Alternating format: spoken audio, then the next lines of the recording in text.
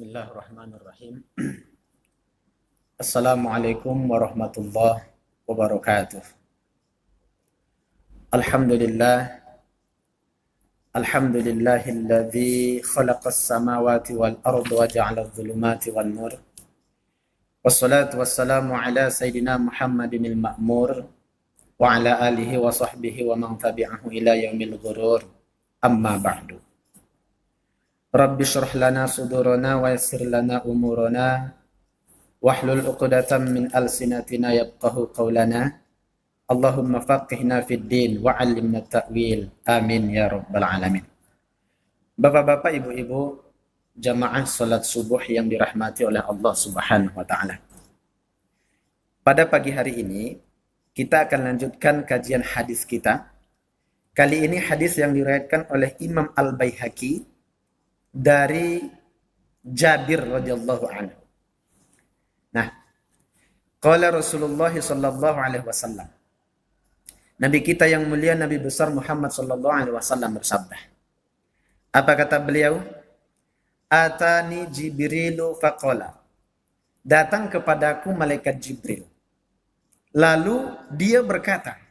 Artinya Bapak Ibu, Rasulullah didatangi oleh malaikat Jibril, lalu Jibril memberikan wejangan, memberikan peringatan, memberikan pengajaran kepada Rasulullah sallallahu alaihi wasallam. Ini pelajaran juga untuk kita semua, bukan berarti hanya untuk Rasulullah, bukan. Ini memang yang diberikan wejangan oleh Jibril adalah Rasulullah. Tapi pada hakikatnya wejangan ini untuk kita semua, lebih-lebih umat Rasulullah sallallahu alaihi wasallam. Apa kata Jibril, saudara-saudara? Faqala, Jibril berkata, "Ya Muhammad, wahai Muhammad, isma syi'ta fa innaka mayyitun." Hiduplah sesukamu, maka sesungguhnya engkau bakal mati. Ini peringatan pertama kepada Rasulullah. Hiduplah sesukamu. Tapi ingat, sesungguhnya engkau bakal mati. Kita juga seperti itu, saudara-saudara jamaah yang dirahmati Allah. Silahkan hidup sesuka kita. Mau bagaimanapun modelnya, bagaimanapun bentuknya, apapun yang mau ingin kita lakukan, tafadhol, please, silahkan. Tapi ingat, fa innaka mayyitun. Sesungguhnya engkau bakal mati. Perlu kita ingat, hadirin hadirat jamaah sekalian yang dirahmati Allah. Mati itu pasti. Siapapun orangnya pasti akan menemui yang namanya kematian.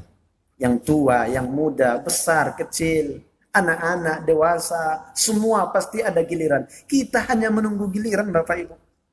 Kita tidak tahu kapan kita dijemput oleh Allah Subhanahu wa taala. Bisa saja yang muda duluan, yang tua terakhir.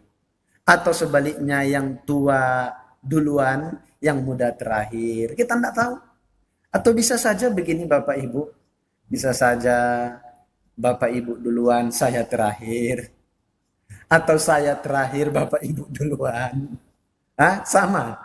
Iya sama. Oke, kita bedakan. Bisa saja Bapak Ibu terakhir, saya duluan. Maksudnya saya duluan melayat Bapak Ibu. Kita tidak tahu yang namanya kematian. Maka dari itu, apapun yang kita lakukan, apapun yang kita perbuat, silahkan. Tapi ingat, fa innaka mayyitun. Sesungguhnya engkau bakal mati. Hadirin hadirat rahimakumullah. Makanya bagi orang-orang yang ikut mengantar jenazah ke pekuburan, itu ada namanya di sana talqin, jamaah sekalian. Talqin itu berasal dari bahasa Arab, laqana yulaqinu talqinan. Artinya apa? Mengajari. Siapa yang diajari? Ada dua sebenarnya. Pertama, si mayit. Dan yang kedua, yang diajari orang-orang yang hadir di pemakaman. Apa yang diajari Ustadz? Yang diajari sesuai dengan isi talqinnya, Bapak Ibu. Apa isi talqinnya?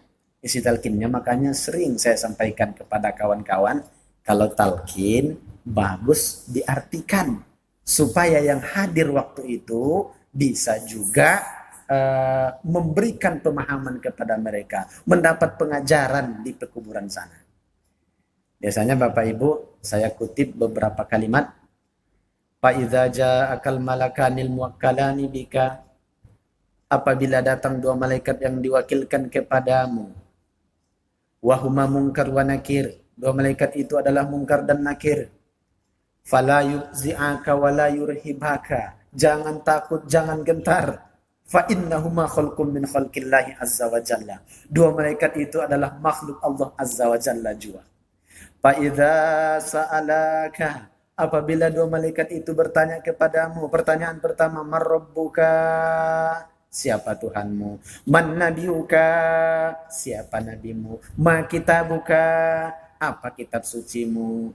Man ikhwanuka, siapa saudara-saudaramu? Wa ma qiblatuka, kemana arah kiblatmu?